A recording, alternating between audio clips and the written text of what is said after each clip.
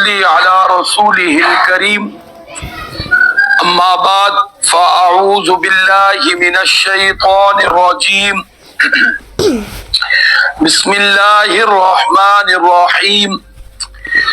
وناديناه أن يا إبراهيم قد صدقت الرؤيا إنا كذلك نجزي المحسنين إن هذا لهو البلاء المبين وفديناه بذبح عظيم وتركنا عليه في الآخرين سلام على إبراهيم كذلك نجزي المحسنين إنه من عبادنا المؤمنين وبشرناه بإسحاق نبيا من الصالحين وباركنا عليه وعلى إسحاق ومن ذريتهما محسن وظالم لنفسه مبين صدق الله العظيم.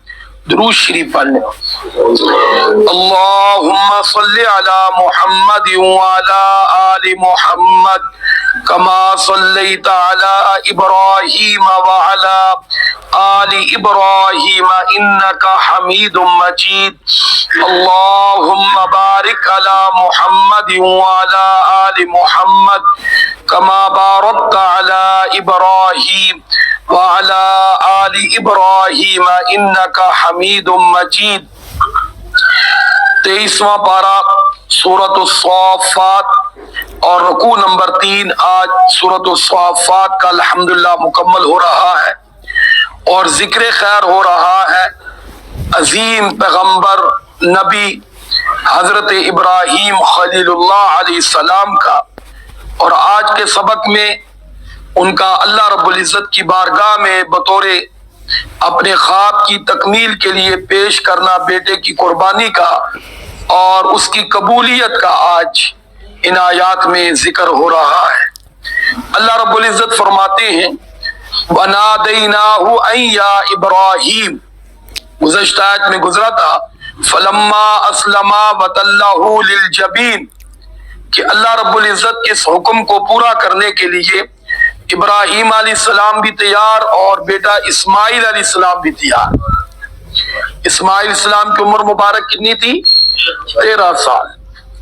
جب قربانی کا معاملہ آیا یاد رکھنا ابراہیم علیہ السلام کی شادی ہوئی ہے 37 سال میں اور بیٹا پیدا ہوا ہے 86 سال میں. جب عمر مبارک ہوئی 86 سال پھر یہ حضرت اسماعیل علیہ السلام پیدا ہوئے اور جب عمر مبارک ہوئی 100 سال اللہ رب العزت کی طرف سے خوشخبری دی گئی اسحاق علیہ السلام بیٹے کی جو آج کے سبق میں بھی آ رہا ہے. تو گویا کہ کم و بیش 14 سال حضرت اسماعیل علیہ السلام بڑے ہیں اور اسحاق علیہ السلام چھوٹے ہیں. یہاں یہ مسئلہ اچھی طرح ذہن میں رکھیں کہ یہودیوں نے اس مسئلے کو الجھایا ہے. انہوں نے کہا کہ قربانی اسحاق علیہ السلام کی پیش کی گئی ہے, قربانی اسماعیل علیہ السلام کی پیش نہیں کی گئی.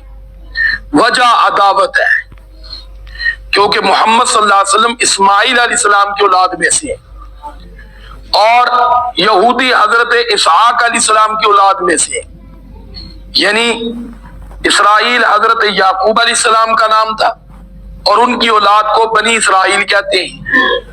یہودی یہی وہ بنی اسرائیل. اب ان کو حسد ہے حضرت محمد صلی اللہ علیہ وسلم سے, اس لیے ان کے والد کی یعنی کہ جد امجد حضرت اسماعیل السلام کی اتنی عظیم قربانی ماننے کے لیے وہ تیار ہی نہیں.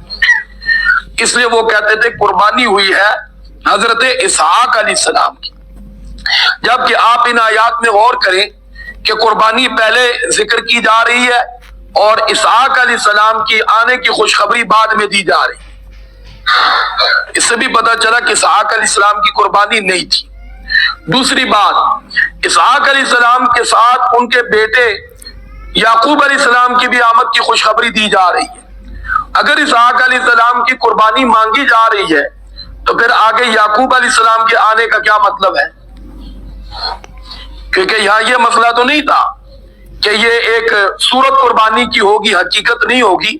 یہ تو بعد میں معاملہ بنا ہے, پہلے تو حقیقت قربانی ہی کی مانگی گئی تھی. اس نے 13 سال کی عمر میں اسحاق علیہ السلام کی قربانی مانگی جا رہی ہے بالفرض بقول یہودیوں کے، تو پھر آگے اسحاق علیہ السلام کے بیٹے کی خوشخبری کیسے ہوتی ہے؟ اگر ہم میں سے کسی کو کوئی کہے کہ آپ اپنی جان قربان کرے، اب ہے وہ بچہ 13-14 سال کا، ساتھ یہ بھی کہا جائے تیرا بیٹا بھی پیدا ہوگا، تو وہ قربانی کو کیا سمجھے گا؟ وہ تو مذاق سمجھے گا کہ جب انہوں نے آگے بتا بھی دیا تیرا بیٹا بھی ہوگا تو پھر انہیں میری قربانی نہیں لے، تو وہ امتحان بھی نہیں ہوتا۔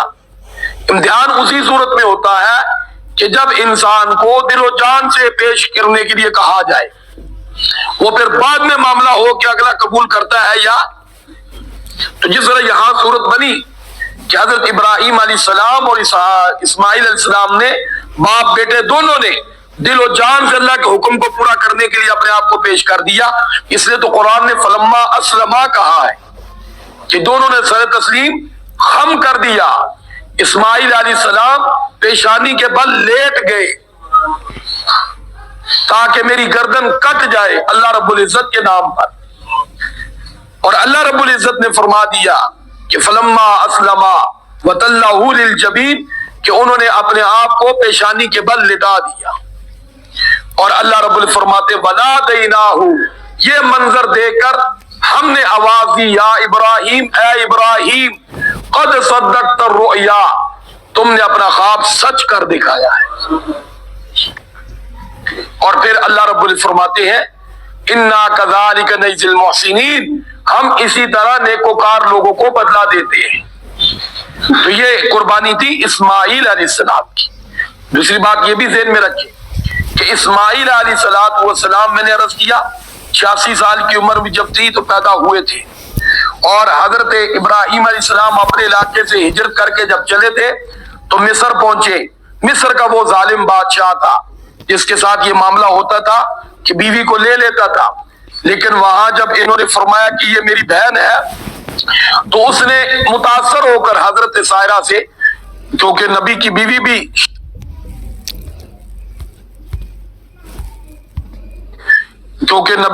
بھی شان والی ہوتی ہے، پھر خاص طور پہ حضرت سائرہ رضی اللہ تعالی عنہ، تو اس نے بطور خدمت کے حاجرہ پیش کر دی۔ پھر حضرت حاجرہ سے نکاح ابراہیم علیہ السلام کا ہوا، اور حضرت حاجرہ کو جب اسماعیل علیہ السلام پیدا ہوا، اور آپ جانتے ہیں سنتے ہیں علماء سے کہ چھوٹے سے تھے کہ جب اللہ تعالیٰ نے حکم فرمایا تھا ان کو یہاں مکہ مکرمہ میں چھوڑیں، بے یار و مددگار، جہاں کوئی پانی کوئی چیز نہیں ہے، تو یہاں اسماعیل علیہ السلام کو چھوڑا گیا ہے، اسحاق علیہ السلام کی سرزمین پہ چھوڑا نہیں کیا، کیونکہ مصر سے پھر یہ لوگ حضرت ابراہیم علیہ السلام اپنی بیوی سارہ کو لے کر ان سارا قوم قبیلہ یہ پہنچے تھے ملک شام فلسطین، پھر ابراہیم علیہ السلام کی گھر والی حضرت سائرہ یہ ملک شام اور فلسطین میں ہی رہی ہے، حضرت حاجرہ مکہ مکرمہ میں رہی ہے، اور حضرت حاجرہ کے ساتھ اسماعیل علیہ السلام کا واقعہ ہے یہ زمزم والا کہ جب پیاس لگی اور صفا مروہ پر حضرت حاجرہ کے دوڑنے کا ذکر ہے، حضرت سائرہ کے دوڑنے کا ذکر نہیں ہے، اور حضرت سائرہ کے بیٹے اسحاق ہیں، اسماعیل نہیں ہے، اسماعیل علیہ السلام حضرت حاجرہ سے ہیں، اور دونوں بیٹے ہیں حضرت ابراہیم خلیل اللہ علیہ السلام کی۔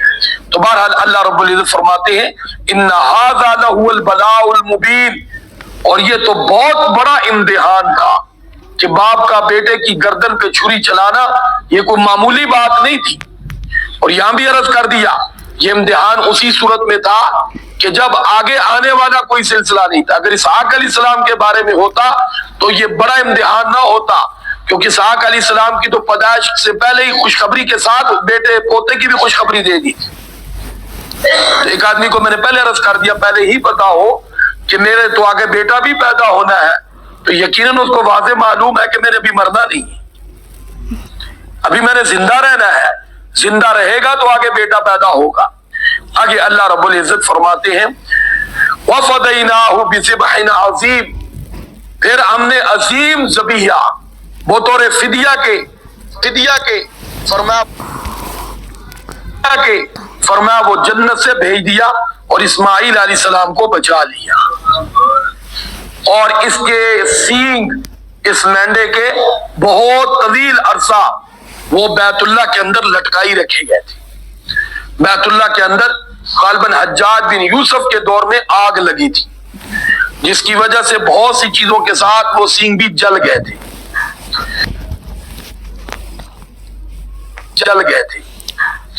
ورنہ وہاں بطور علامت ان کو بھی لٹکائے رکھا، نشانی کے طور پر کہ لوگ آئیں اور اس کو دیکھیں کہ اللہ رب العزت کی قدرت کی نشانی.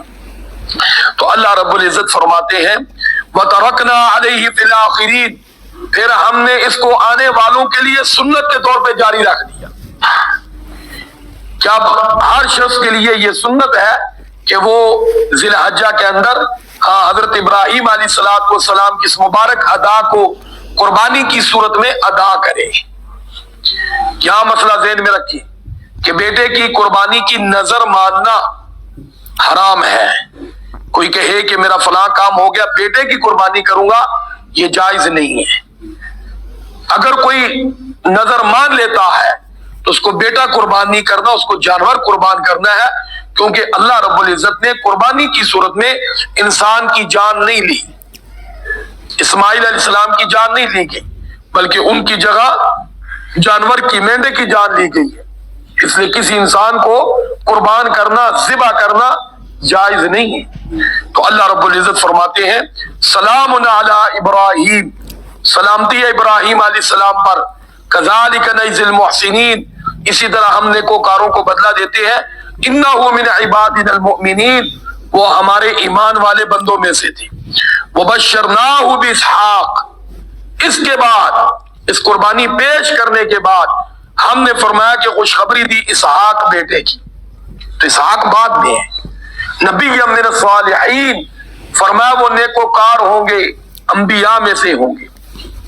پھر فرمایا وبارکنا علیہ، اور ہم نے برکتیں نازل کی ابراہیم علیہ السلام پر، وعلی اسحاق، اور اسحاق علیہ السلام پر، ومن ذریتہما، اور فرمایا کہ دونوں کی اولاد میں سے، یعنی ابراہیم اور اسماعیل دونوں کی اولاد میں سے محسن نیک لوگ بھی ہوں گے، وظالم لنفسہ مبین، اور کھلے طور پر اپنی جان پر ظلم کرنے والے بھی لوگ ہوں گے. یہاں یہ بھی بتا دیا کہ آگے جو نسل چلے گی، فرمایا کہ یہ دونوں تو عظیم نبی ہے. اسماعیل علیہ السلام بھی نبی ہے، اسحاق علیہ السلام بھی نبی ہے، لیکن آگے نسل میں یہ بدلہ نہیں ہے کہ سارے ہی نبی ہوں گے، بلکہ نیک بھی ہوں گے اور ظالم بھی ہوں گے. تو اللہ رب العزت نے یہاں پر یہ مکمل کر دیا. تو آج کا ہمارا جو سبق تھا وہ آیت نمبر 14 سے لے کر 104 سے لے کر 113 تک مکمل ہو گئی الحمدللہ. 104 سے 113 تک یعنی یہ مکمل ہو گیا ابراہیم علیہ السلام کا ذکر خیر، جو اس صورت کے اندر اللہ رب العزت نے ارشاد فرمایا. آگے حضرت موسیٰ کلیم اللہ کا ذکر خیر آ رہا ہے. تو ان انبیاء اور ہستیاں کا ذکر خیر قرآن مجید فرقان حمید میں کرنے کا مقصد مجھے اور آپ کو ایک تو ان کے بارے میں ادا کرنا ہے کہ قیامت والے دن ان کی نبوت اور رسالت پر اس امت نے گواہی دینی ہے، اور دوسرا اللہ رب العزت کی بارگاہ میں اپنے آپ کو پیش کرنا. یہ انسان کی ہمیشہ کی حیات کی دلیل ہے. وہ انسان ہمیشہ زندہ ہو جاتا ہے خواہ مر بھی جائے جو اللہ کے نام پر اپنے آپ کو قربان کر دیتا ہے. تو اللہ رب العزت مجھے اور آپ کو اپنی نفسانی خواہشات کو اپنے حکموں پر قربان کرنے کی توفیق عطا فرمائے. وآخر دعوانا ان الحمد للہ رب العالمین. درود شریف پڑھ لیں. اللہم صلی علی محمد وعلی آل محمد کما صلیت علی ابراہیم وعلی آل ابراہیم انک حمید مجید. اللہم بارک علی محمد وعلی آل محمد کما بارکت علی ابراہیم وعلی آل ابراہیم انک حمید مجید. لا الہ الا اللہ محمد رسول اللہ صلی اللہ علیہ وسلم.